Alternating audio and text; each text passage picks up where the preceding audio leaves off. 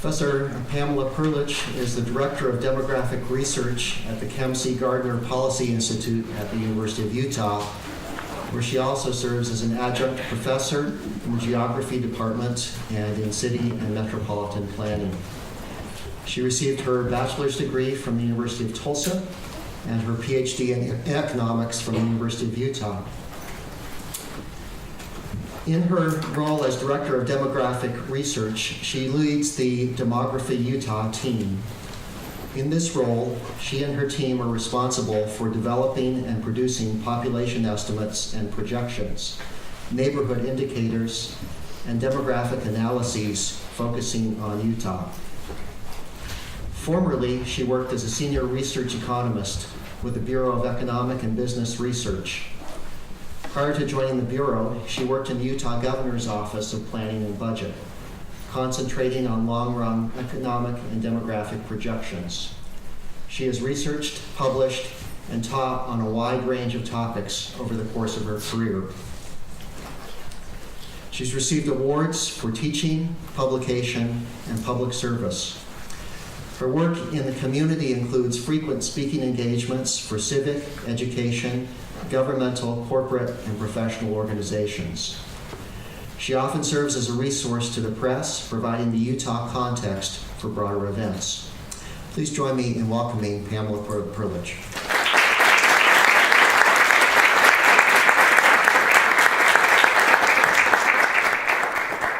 How terrific to be with you here today. Can you hear me okay? Let me just take in all your beautiful faces. Thank you for inviting me to your campus, and it's terrific to spend time with you today.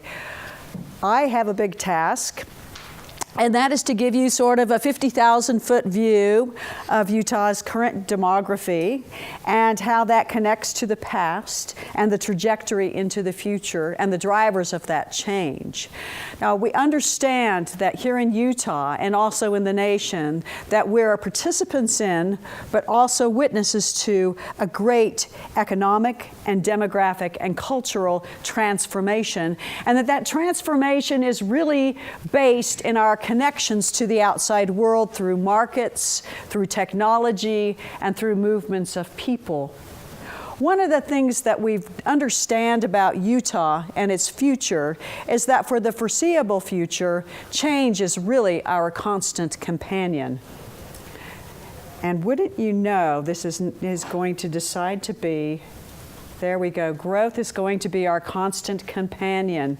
If we look back in time at the Intermountain States in the early part of the 20th century, we can see that all of them were sort of little bitty places out in the middle of nowhere with about 500,000 people. Colorado is a little bit different as it's connected to the eastern U.S. rather than westwardly. And who could have imagined in the mere span of 60 years that we would see Arizona surpass 6 million, Colorado surpass 5, Nevada approach 3. We passed 3 million people in 2015, and meanwhile, Wyoming, 500,000 people. But we're in a region of growth, and that region of growth has a lot to do with our connection to the global economy. So these are the million markers for Utah. This just to give you an idea of what a small place we are. We did not reach 1 million people until 1966. That's really very recently. We hit our second million in 95, our third million in 2015, and you can see that we expect to hit 4 and 5 million and approach 6 million in 50 years from now. It's not a question of if the growth will occur, but when the growth will occur. And of course, our actions today impact how that growth occurs, how it unfolds, whether it unfolds, and where it occurs. Urbanization is another theme that we understand about Utah and change going forward. So growth and change. We're not talking about the old Utah expanding and becoming the same thing, just in a larger version. We're fundamentally different as we've become much, much more urbanized as a state. We look at the Wasatch Front area, the 4-county Wasatch Front area, and the surrounding ring counties, and we see that this emerges within half a century as a metropolitan area of about 3.3 million people. That's about the size of the Seattle-Tacoma area. And whereas in the past we've seen a separation really of the Salt Lake County growth dynamic and the Utah County growth dynamic and characteristics, we see that as time goes on, that those two areas really merge together and expand into one large megalopolis, one large metropolitan area. And so that growth pushes out into the ring counties, but also really is dominant as the growth trajectory shifts south into Utah County. But this is a very, very long trend as Utah and the West in general, and actually just the U.S., has become increasingly urbanized. That's where the growth has occurred. And in so many rural counties, there's just not sufficient economic and educational opportunity. And so it's a very long-term pattern where youth come of age and then move to urban areas from rural areas, and the state just becomes more and more and more urbanized. We are among the most urbanized states in the nation. And if you look at the populations that are projected for 50 years from now, you can see that Utah County approaches the size of Salt Lake County. Certainly Salt Lake County continues to grow, but Utah County then reaches 1.6 million people, whereas Salt Lake County is at about 1.7 million. So the growth trajectory and dynamic for the state is really pushing further and further south. And part of the reason for that is the price of land and the amount of land that's been developed. As land prices become more expensive in Salt Lake County, then the trajectory for growth keeps going further and further south, right into Utah County. There's also urban infill types of development occurring much more in Salt Lake County. So you're seeing many more sort of high-rise multifamily rental units or even owner units, whereas the kind of development that's pushing into Utah County and southern Salt Lake County is much more of a suburban type development where people have houses and yards and so forth. And a lot of that is driven by the availability and the economics of land development. So you can see the absolute change in population that we're looking at. And by the way, Washington County surpasses 500,000 people. If you spend time down in the St. George area, to think about that population tripling, where are those folks going to live? How is that county going to develop? What kinds of decisions will planners make and local officials make and citizens make to be sure that that growth is done in a way that preserves quality of life, air quality, adequate transportation, affordable housing, all of the rest. But we can see that Utah County then is expected to add 1 million people. That's massive.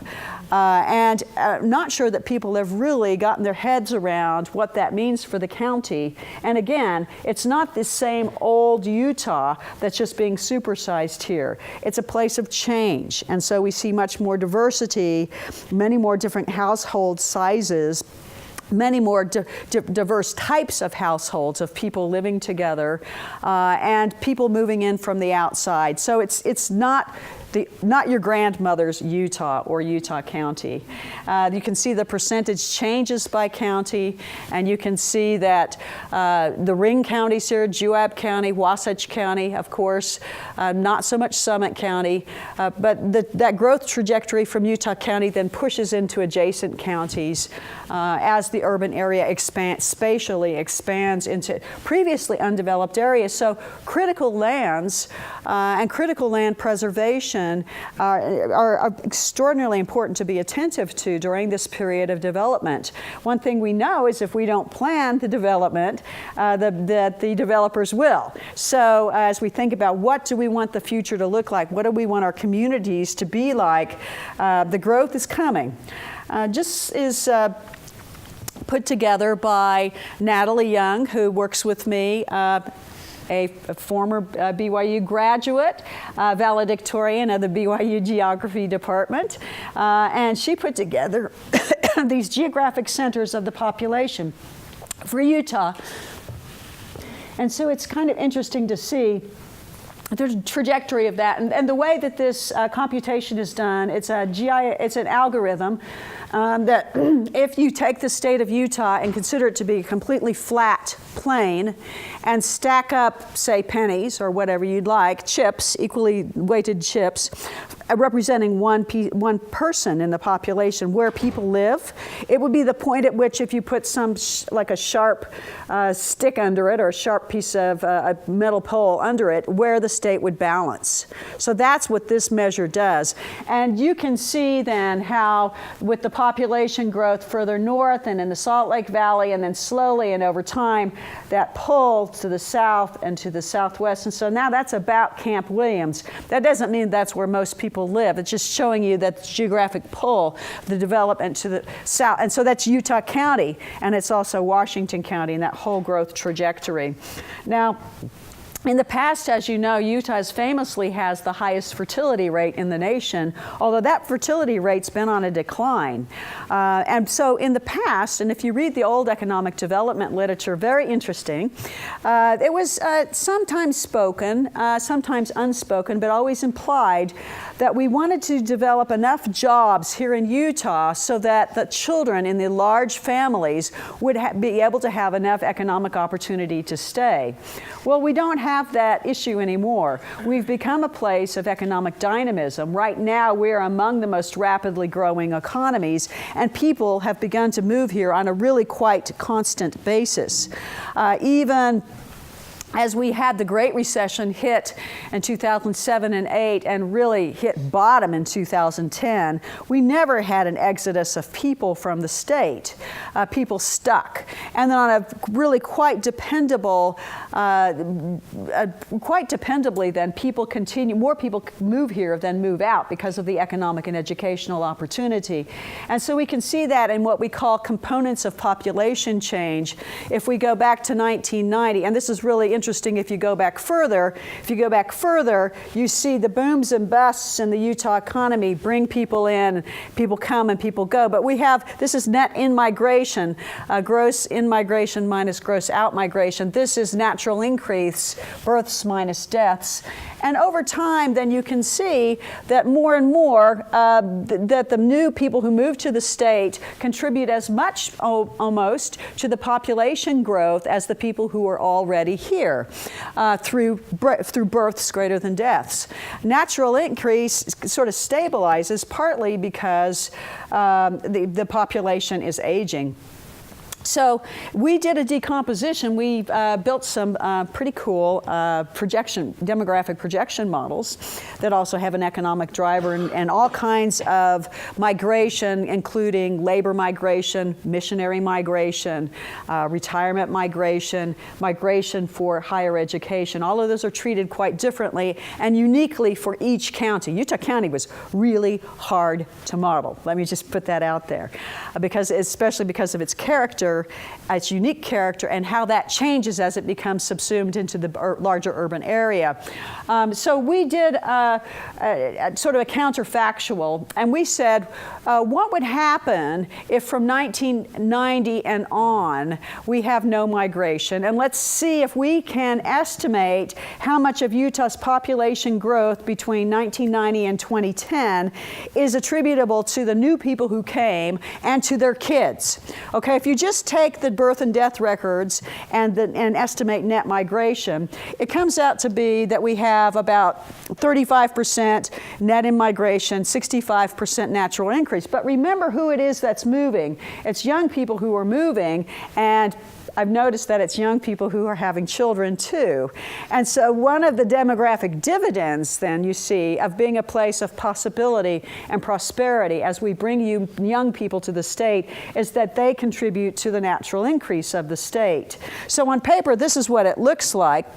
And by the way, that was not quite a 50-50 split between people who were born outside the U.S. and people who were born in the U.S. So it's a very international migration of people. So last 1 million people in Utah, fully one half of them, 50-50, were because of the people who moved to the state and their children.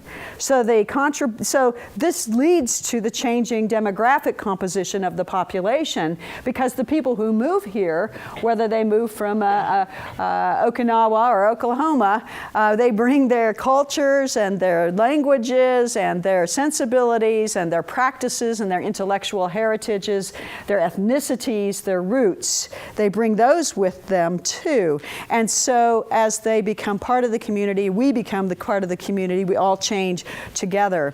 If we just look at the composition of Utah's foreign-born population, immigrants, that great wave of immigration to the state in the 1990s particularly, and all the way up to the onset of the Great Recession, where there were many Latin Americans who came. A lot of that had to do with the composition of the economic growth at the time and the particular demands for labor that there were. What we've seen in this new expansion, when we had the Great Recession, the old economy went away in the same way, in so many ways, that the old demography sort of went away. There's a new system of economic growth and a new composition of the economy that's emerging. It's not the same old economy coming back and reconstituting itself. It's a new economy. It's a knowledge economy. So many things are changing. Right now, we have migration increasing again in the state. We estimate that we're in the high 20,000s. This is the highest net immigration this year that we've had since 2006. People are coming again, and they're coming from international source regions too. Right now, the main source region of international immigrants to Utah is Asia, not Latin America. And that's evidence also of the changing economic structure and economic opportunity. But the point is, this is a very multinational, multi-ethnic flow of people to Utah. And all of you all who are in sociology and studying demography, the real key to understanding age structure and how that changes over time really is in the birth patterns. So if we look at the U.S. births, which are on this axis, and we follow them over time, and these are the Utah births, and you can follow them over time, we can see since in the post-World War II period that we had this great baby boom from 1946 through 64 nationally. This was an acceleration of fertility rates, where the fertility rate of women outside of Utah came to approach that of what it was already in Utah. Here's the baby bust, here's the echo boom, and you'll note that echo boom is lower than the original baby boom, and that's because fertility rates had come down. Now, demographers expected there would be another age wave out there that would be the children of this echo boom, and it would happen someplace out here, and it would be lower still, and so on. But what happened, in fact, is that in 2007, fertility rates actually accelerated and births hit a new historic peak. This was because of that in the 1980s and 90s, and crescendoing until we hit the Great Recession, we had a large international migration. And many of the populations who came had bigger families than the people who were already here. And so a lot of that acceleration in fertility, and certainly births and growth of the national population, and also the population here in Utah, was driven by this large wave of immigrants who came to Utah and to the nation. And similarly then, when the Great Recession hit, and what do you see out here? Births down, down, down. Births down, down, down. Oh, that can't be Utah. Births down, down, down. Yes, births down, down, down. And they're still going down. And we're in an economic expansion. Isn't that interesting? Something new going on, something different going on. Always a puzzle in the data to solve. I love those surprises. I love it when conventional wisdom is wrong and we have to figure it out. A change. Utah, we had conditions of a baby boom historically.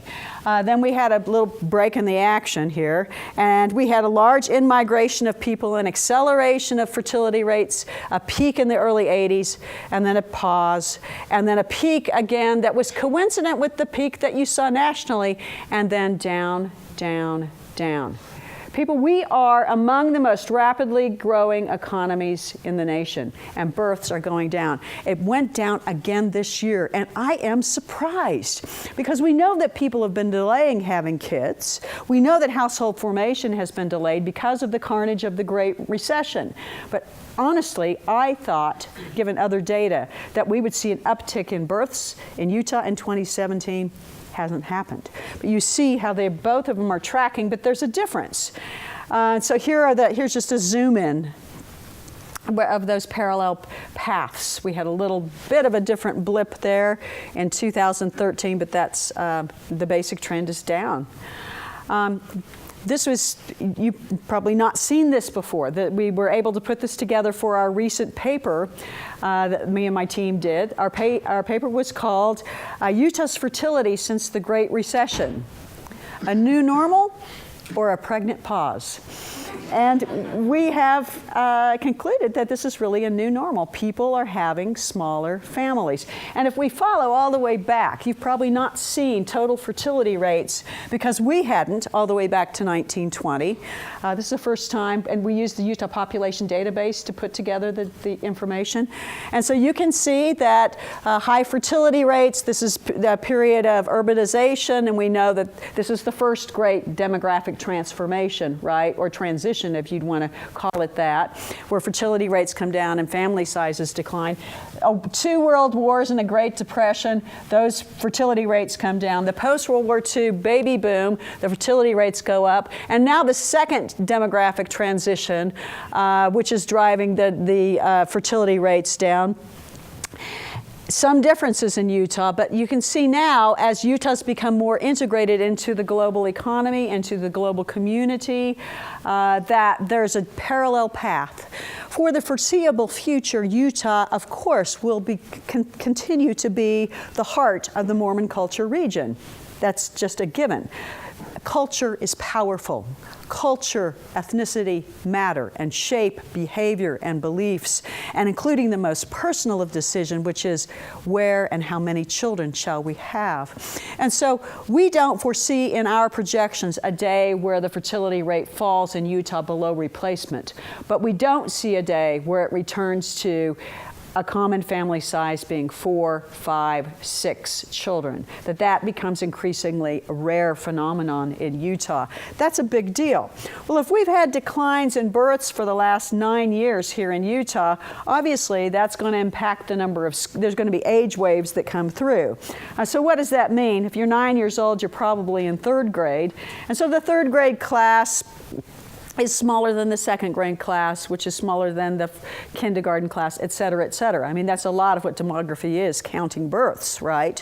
And so as you see how that age wave works its way through, we actually have a period of time out here in our projections where we have very slow growth rate of school-age population. That's not the case, though, in Utah County, because where there is growth occurring, it's really being piled up in Utah County. So if you look at the Alpine and Nebo school districts, they're at absolutely the epicenter of school-age population. They will have a boom, whereas the rest of the state will have a, wow, not much growth here.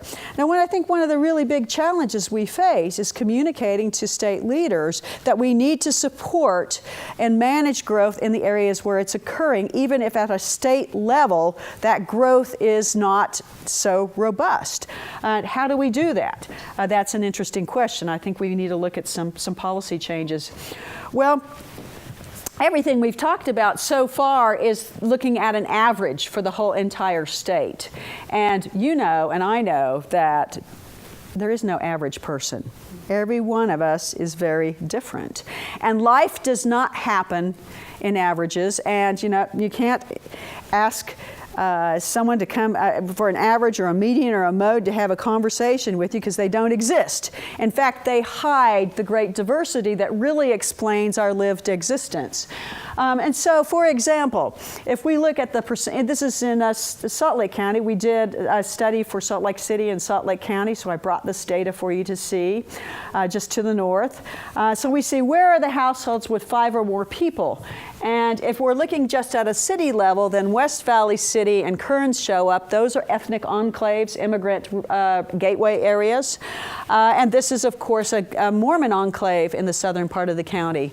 But what happens if we zoom into the neighborhood level?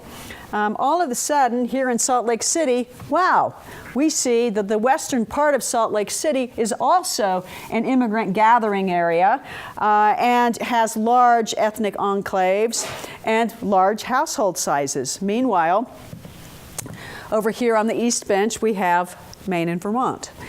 Old, aging, white neighborhoods. So you really need to get to the neighborhood level to understand what's going on. Similarly with minorities, we have minority-majority neighborhoods on the western part of Salt Lake City. That E3 over there is the University of Utah. Here's a percent of families below poverty level. You really need to zoom in to the neighborhood level to understand what are the opportunities that people have in their neighborhoods. This is out of the Department of Health data, asking out of the survey that they do, and they ask people, how do you feel? How's your health? So if you're over here in Glendale, about a third of the population says, I'm just not feeling that great. If you're up here on the East Bench, this is a very, very affluent neighborhood. Most everybody's doing pretty well. They're feeling pretty good.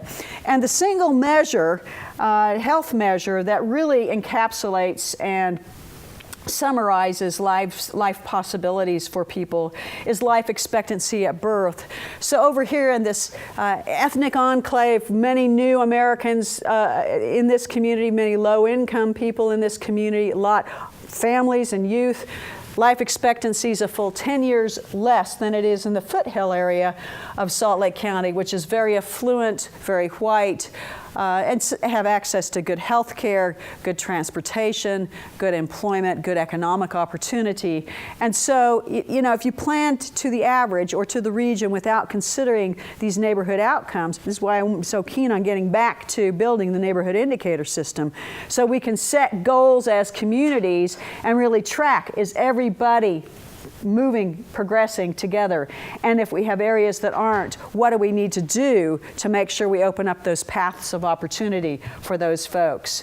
So really, neighborhoods is where we need to be thinking in as well as regional levels. Well, then there's the aging of the population. Oh, and my goodness, I'm right there with them. Who could have? I can't imagine how quickly the last 30 years have gone. I moved to Utah in 1986. Bam, 30 years have passed. Enjoy your youth. Really, enjoy your youth.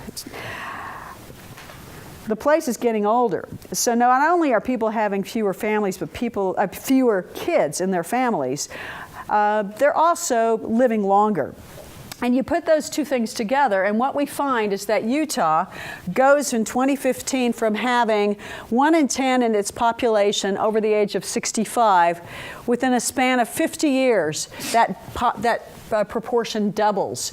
So 1 in 5 of the population, 65 years or older.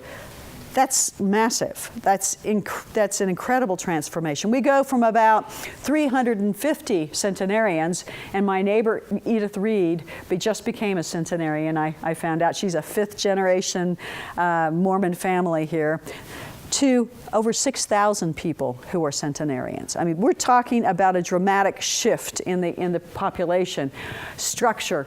This is school-age population. That percentage stabilizes and declines.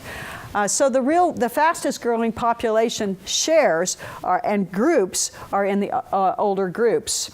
Now we summarize age structure with a measure called the dependency ratio, which is really just age structure. We define here, just for this purpose of illustrating age structure changes, working age population, prime working age population goes from 18 up to 65.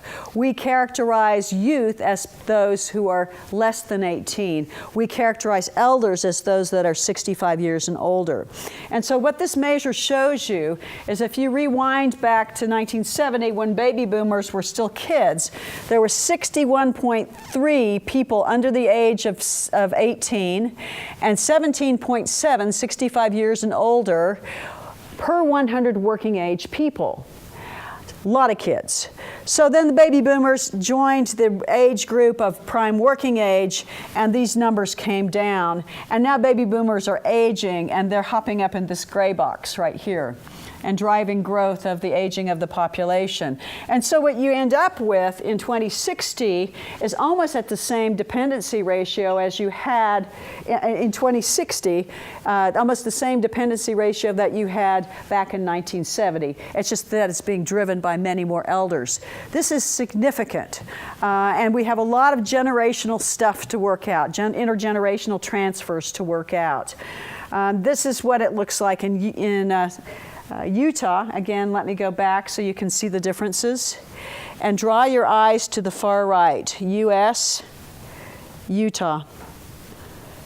So we end up with a higher dependency ratio in general, a slightly higher share in the young group and a slightly lower share in the older groups, but the basic age structure trend is there.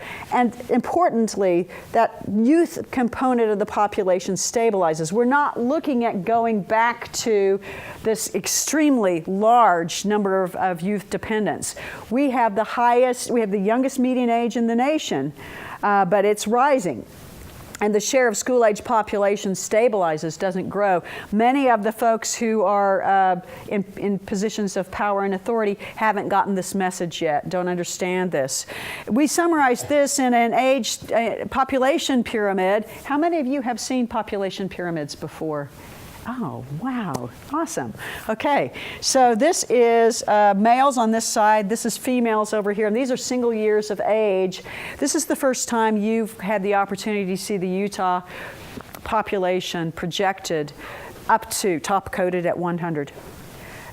All previous models had been top-coded at 85. And it was so important for us to get those older age groups right because of the aging of the population. What this shows, this is historic data from 1960, and it was top-coded in 85 and older. We don't have single-year data available. So what does it show? It shows a really fat bottom down here, right? Lots of kids and not so many old folks.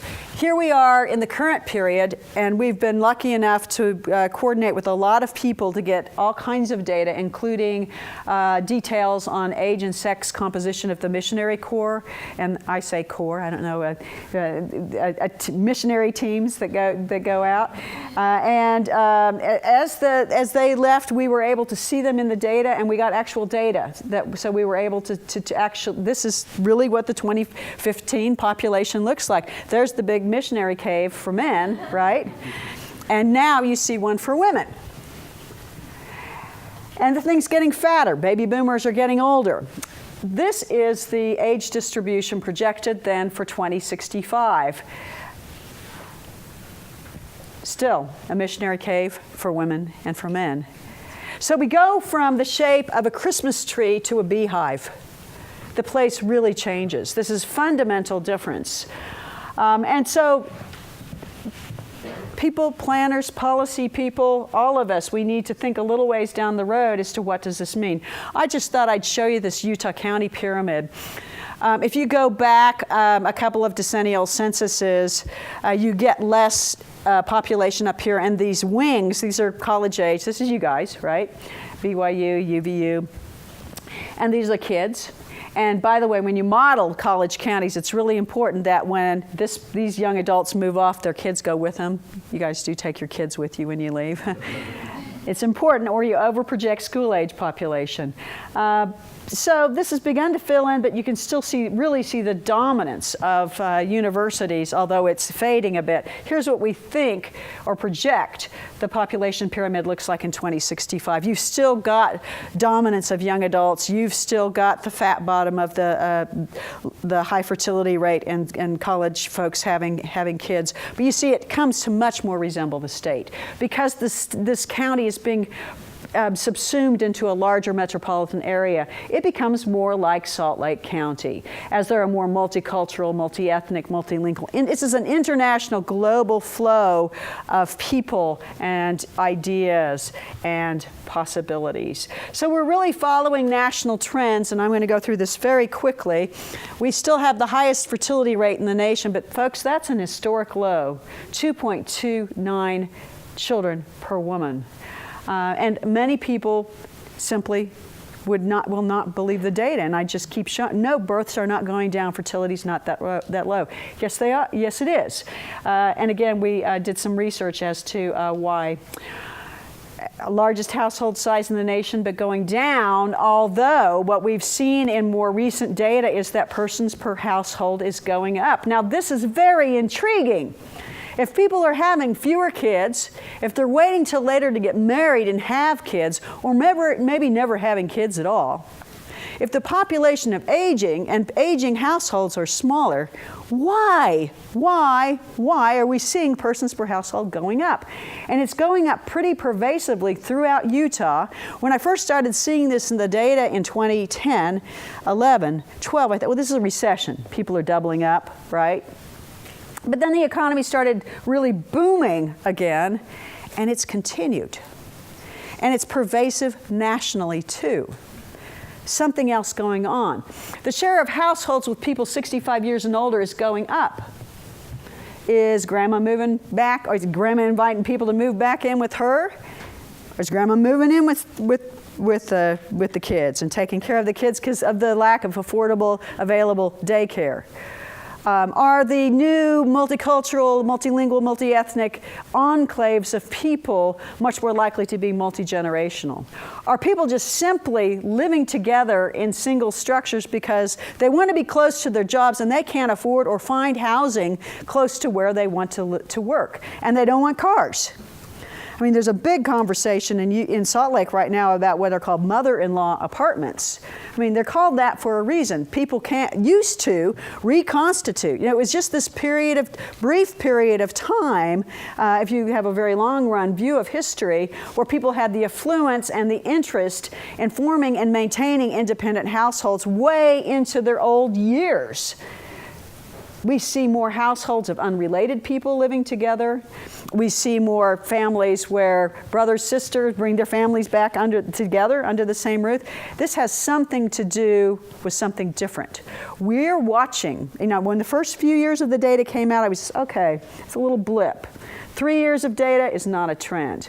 But we're now on year 7 of seeing this increase in persons per household. Something different going on, something interesting, new forms of households.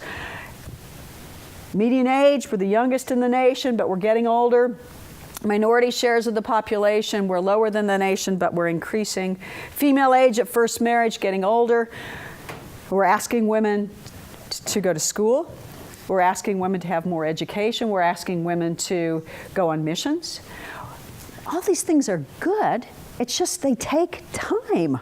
And so this delays household formation, and we know if people start later, if they start, say, maybe I wanted to have 3 kids to begin with, but geez, now I'm 30, 2 sounds a little better. So generally, delayed fertility leads to smaller family sizes. And where we've seen the largest declines nationally in fertility rates is among teenage women, and hallelujah, right? So that's a good thing. So that's not going to rebound, I hope. Women in their young 20s, the fertility rates just collapsed. Women in their later 20s start having kids, but not at as great a rate as they used to. Women in their 30s, down a little bit. Later in their late 30s and 40s, up. But there are not very many women in those age groups having children. And you put that all together, and you've got smaller household sizes. But we see larger household sizes. It's interesting, isn't it? And here is the iconic Utah family that everybody says, oh yeah, everybody is this. I'm just going to say also white families, opposite sex couple, white families with kids. Right now in Utah, opposite sex married couples of all backgrounds are 30% of households. So that means the great majority of households are not what you hold in your head as being everybody in Utah. This is not everybody in Utah. This was everybody in Utah during the post-World War II baby boom. It was everybody in the U.S. kind of during the post-World War II baby boom, but it's not any longer. In Utah, that was delayed in its transition. We have a great generational shift too now. You know, millennials have surpassed baby boomers in size. And we also have a great multi-ethnic population emerging in our youth. These are the kids of immigrants. The fastest growing population group by the race ethnic categories that the Census Bureau employs are heritage kids in Utah. Faster than white kids, faster than any other group. And so these are the kids of immigrants, and if you look at the fall survey data, school data is awesome data, demographers, for all kinds of information. Last fall, the fall survey, kids in Utah said, I'm speaking this language at home. 129 languages spoken in the home of Utah school kids. And this year, an increase in the ACS data, we see an increase in the number of people who have non-English language spoken in home. So this is a great wave of diversity in our youth, and we see this in our minority data. Minority data didn't capture all of the diversity of our people, but it captures some of it. And we look at that by age, and here we are in the preschool age, 5-year age groups, top coded at 85 and older. And what this shows us is 1 in 4 kids in Utah, preschoolers, is a minority kid, about 35% in Salt Lake County, about 49% nationally, 50% in Salt Lake City. And that's because in that west part of the city, that gateway community part of the city, about 75%, 3/4 of the kids are what we classify as minority. And then here, if you go to any public meeting where you've got a lot of elected officials, we're seeing now a generational shift there too, but still predominating numerically in the power structure are white men of this age group.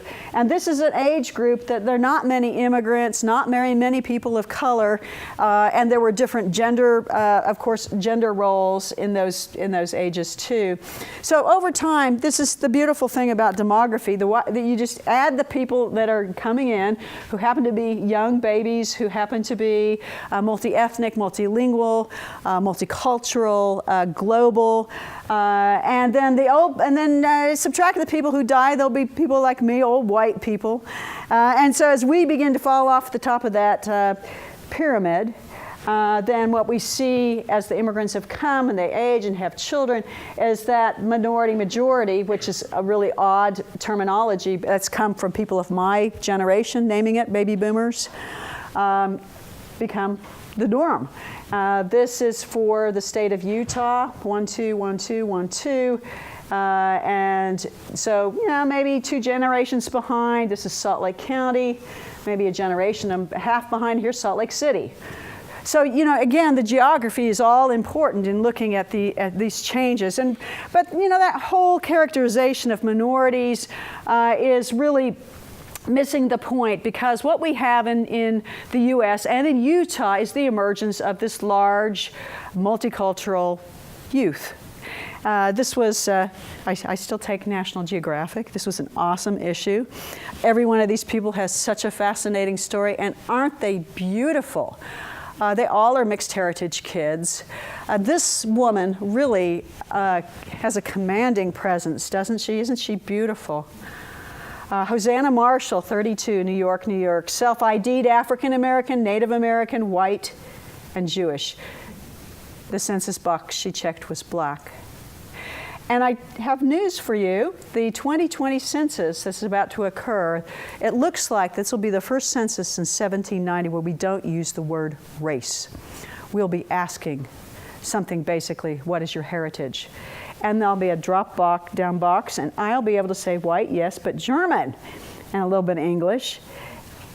And you all can claim whatever heritage explains all of your beautiful faces and all of your family histories. And that's an incredible thing. So I guess my message to you today is that Utah is really forever changed. We're becoming a different place economically, culturally, and demographically. We're becoming much more multicultural, multilingual, multi-ethnic, and that those changes, they are irreversible. They are ongoing. They are cumulative. You're not putting the toothpaste back into the tube. Utah's not going back to what it was in 1950, either as an economy, a little bitty place out in the middle of nowhere. Not going back to that, and we're not going back either demographically. These changes are ongoing. They're part of the emergence of Utah as a global metropolitan place. And I think we're living in extraordinarily exciting and promising times, but also challenging, because what we see with these changes are that infrastructures of opportunity that have worked really well for people who look like me are not fitting all of the diverse populations and different circumstances that people are facing. And so, basically, we're incredibly affluent. We're not living at a time of either shortage or deprivation. We live at a time of great possibility and prosperity, but we also have a call to action, and that call to action is wherever we touch this world, wherever we build our networks, look for ways to connect to these changes, look for ways to address what older people see as intractable problems. They're not. There are solutions. There are intergenerational transfers. There are ways to design communities. There are more possibilities than my generation can imagine. So I pass the torch to the embrace of the new generation and welcome you as a partner in helping us figure out how we rise to these challenges and create this new Utah. Thank you very much.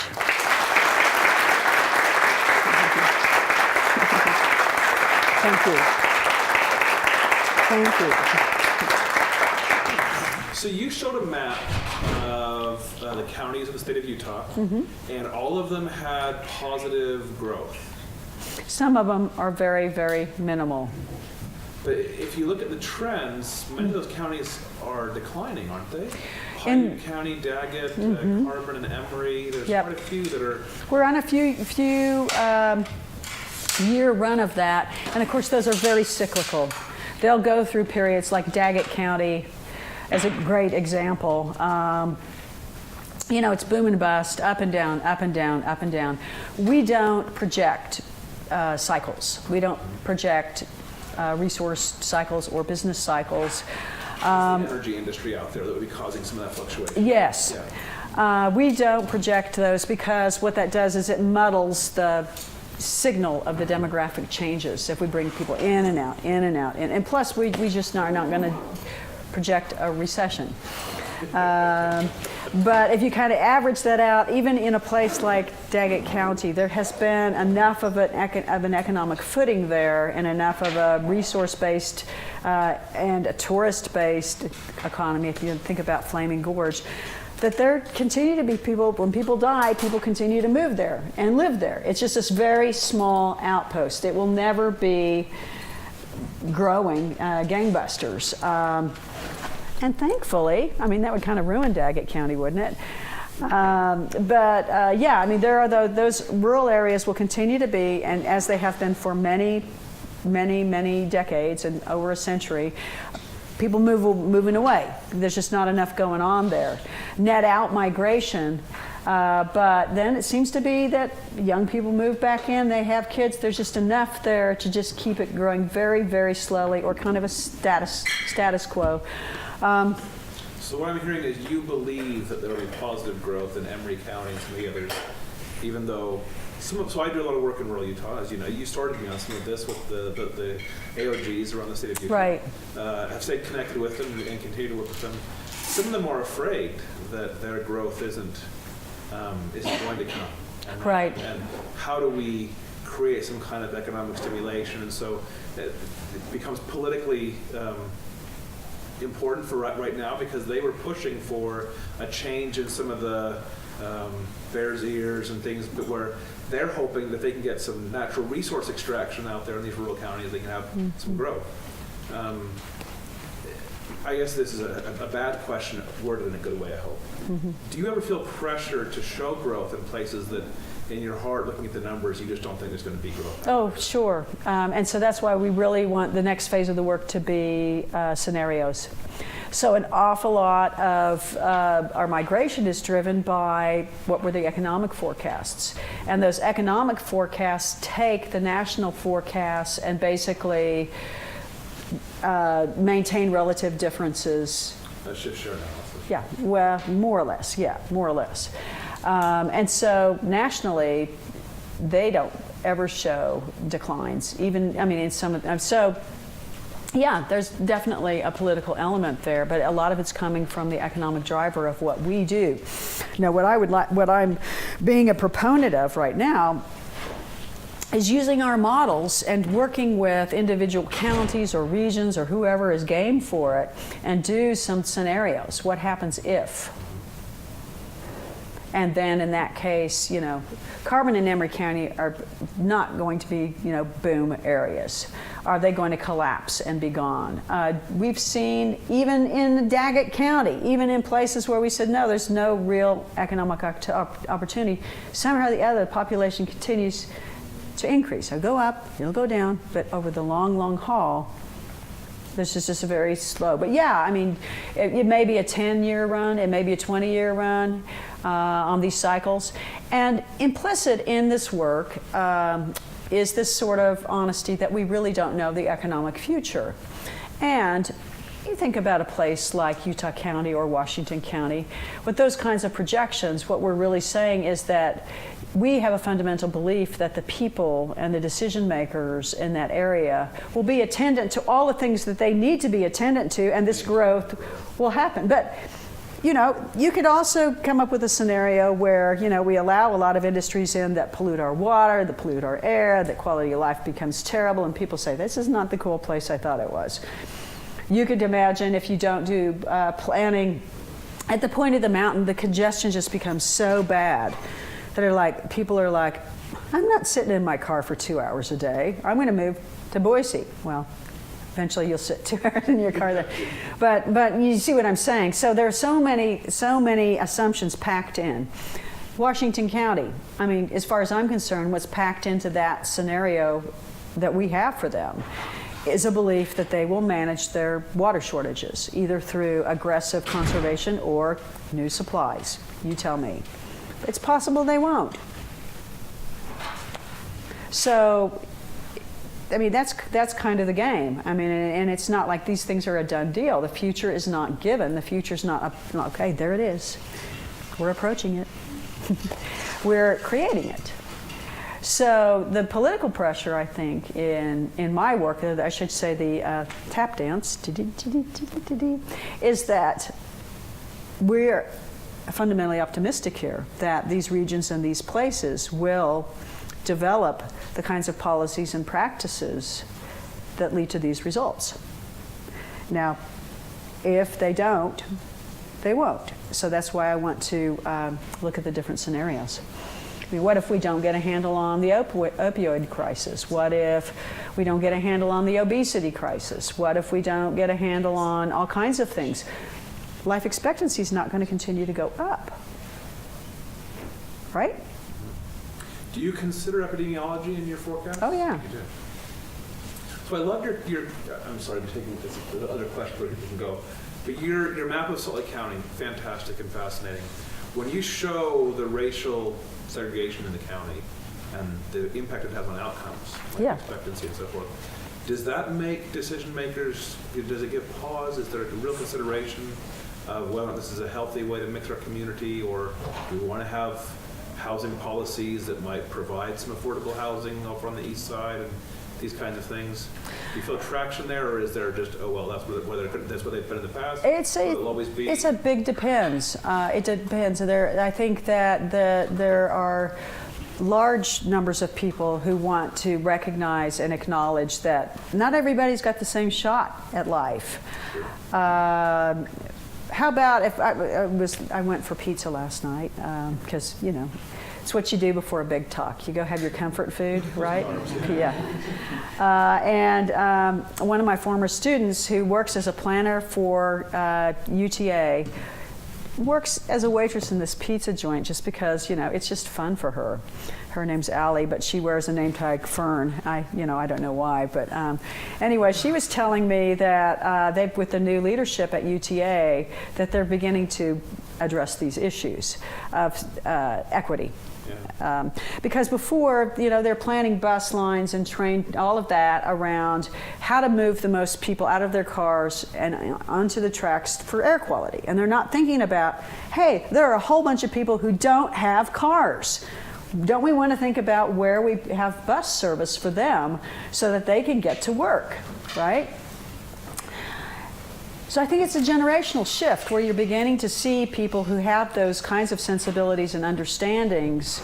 It's just a question. I mean, in Salt Lake City, the person who's driving the mother-in-law apartments and the infill development and all of that in Salt Lake City is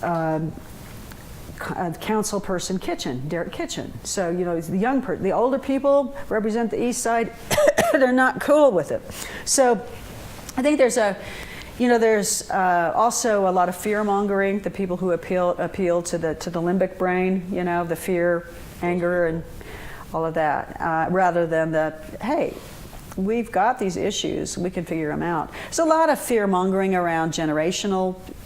People talking about generational warfare. I mean, it's to me disheartening. Because we have such capability. I mean, I'm fine with paying more taxes now to better resource young people, with the understanding that at some point I'm not going to be working anymore, and I'm going to need a little help. And we're under-resourcing the next generation, my opinion. And then when it comes time for Social Security, I'm going to be doing pretty well. There's no reason for me to get the Social Security, they say, because I've been fortunate enough to save. So means testing we can solve Social Security, right? We can solve, there need not be a generational war, there need not be a cultural war, there need not be all of these divisions between people. So I think we need to, and I see it happening. And in the conversation with Allie Fern last night, she was saying that the current institutional structures don't allow them to do what they want to do, but they found a unique way through some grants and through a nonprofit channel that they can begin to develop these plans for new transit routes based on where people need to be, where people who don't have cars. I guess that the point is the current institutional structures are just going to continue to be they're on survival mode, right? So they're going to look after the people in power in those institutions. And if we want to reorient, that big ship where it's going, the direction it's going, then all of us little tugboats, you just say, hey, that's not working. You're in your organization, I'm in mine. I know we haven't traditionally worked together, but look, if we do this new thing in this new way, we can get to that place together. And if we all do that with our little tugboats, then slowly, social change happens. It's institutional change. It's not showing up in the big narratives because the big narratives are prioritizing things like money rather than health outcomes. I mean, you all know this. So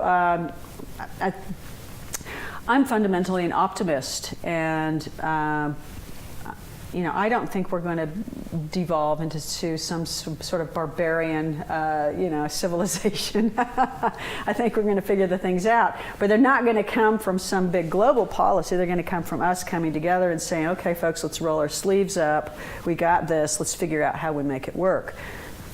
These little kids have high incidence of not having dental care. Yes, do you know that's the number one reason why kids miss school? Low-income kids, dental problems. Well, let's get community learning centers and put dentists there and get the little kids' teeth cleaned. I mean, is this hard? No, but you don't get it from looking at big old data sets. You get it from face-to-face is the place where we can win the race. I think, don't you? I mean, is that original to you, or yeah, I just made it up. You're pulling my leg. Or you did, because you did. I'm quoting you on that now. You can quote me on that. Okay. No, but I think it's the truth. But people are just all hung up on, oh, it's all about big data. It's about having honest conversations with people. Let me tell you a quick story. So, the big wave of immigrants that came to Salt Lake's west side really overwhelmed the white teaching corps and the older woman teaching corps who had, the old Utah in mind. And they just didn't understand how to connect with the new families. And they're good people, but there's just a disconnect and no real understanding of how to break through. And in one of our west side schools, there were a big enclave of Somali families. And according to this principal of this elementary school, the Somali families, they came to all of the after-school stuff, they came to all the parents' stuff, all throughout the fall. The spring semester started, and they quit coming. And there was a lot of disparagement about, see, those people, they don't value education, see, those people.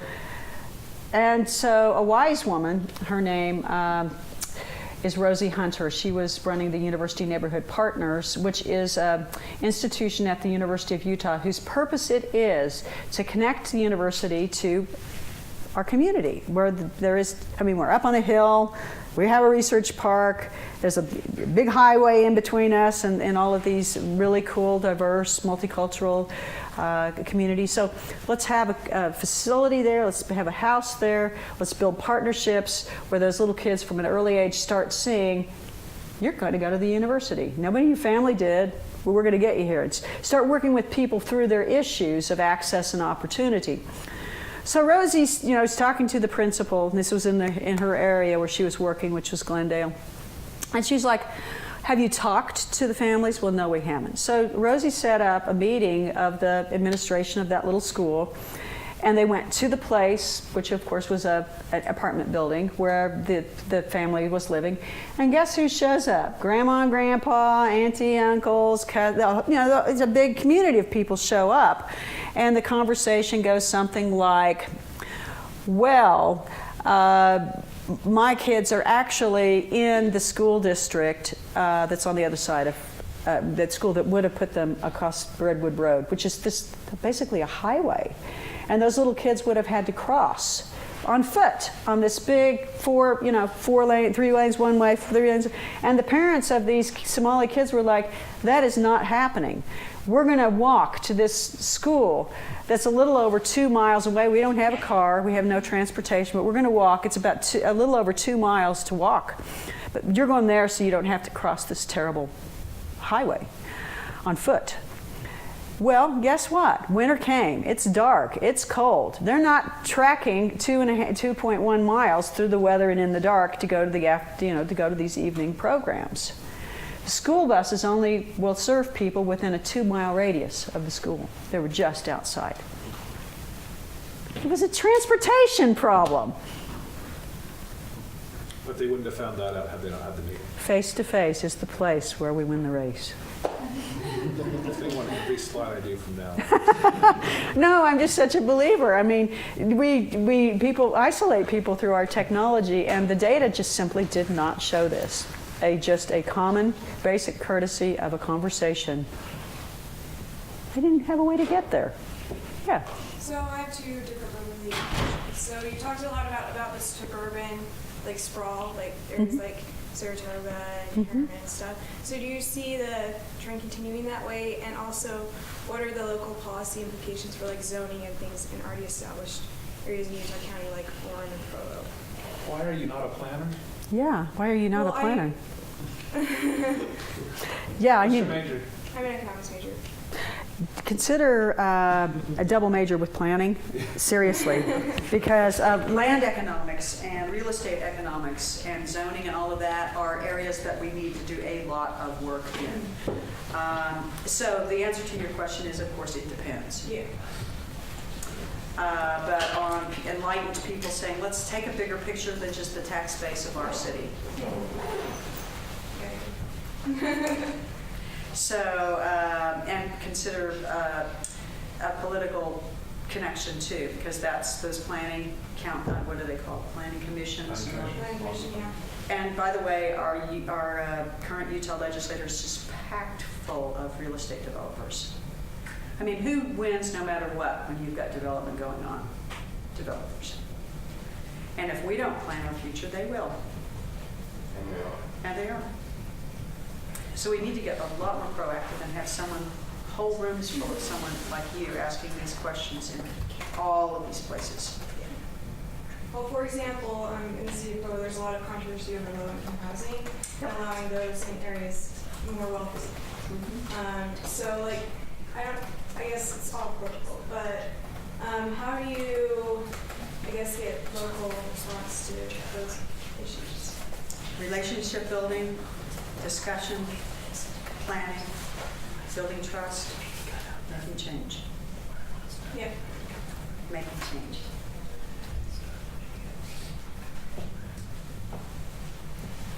So you showed us that a lot of people coming to Utah are actually from different countries. What, in your opinion, are the three biggest drivers for that? Like what three? Economic opportunity, I'll give you four. Economic opportunity, educational opportunity, refugees, and the sales force. So every year the LDS Church sends out large numbers of incredibly impressive young people, making connections globally, and a lot of those connections become lifelong connections and bring people back to Utah. So, you know, it's a church that is, because almost all religions are welcoming, compassionate, and in this case, you know, very into the nitty-gritty of community building in places where missionaries serve. So this just creates a global network and brings more people to Utah. Even if people don't convert, imagine the impact. I can only imagine the impact on my life if I'm picturing myself in, say, rural Mexico and had a group of missionaries come and really help me concretely in a lot of ways. Okay, well, maybe I'm not going to become LDS, but wow, if I'm moving to the U.S., I'm going to Utah. You know what I'm saying? So, but there are also big business connections that get made internationally through the LDS Church. Can you imagine what Utah would look like in the absence of the LDS Church? The old desert. Wyoming. Yeah, maybe it looked like that. I used to say it looked like Boise, but Boise started to boom. But, you know, really, yeah. I mean, it's so fundamental. During the recession, this last great recession, there have been many recessions. There will be more. There have been financial crises. There have been hundreds of them. There will be more. But during the last one, that huge downtown development, $1 billion downtown development, it kept us rocking and rolling here in Utah. Everybody was pulling back. The LDS Church invested, not just a little bit, way doubled down downtown Salt Lake City. This institution, imagine Utah County without BYU. Boy. It would be a sad thing. So that's four. Okay. Are we okay for a long time? That's about all the time we have here. So you guys, we're in the Thomas Monson Center on South Temple, 411 South Temple. If you find yourself in Salt Lake City, want to hang out with some demographers, economists, statisticians, magicians, we're there. We'd love to have a visit from you. We're always looking for new talent. We're running interns through all the time. We do applied work. Our work is to serve the people of Utah. That's my audience. That's what I live for, is to serve the people of Utah. So come visit us. Feel welcome. And thank you for your warm welcome here today. Thank you.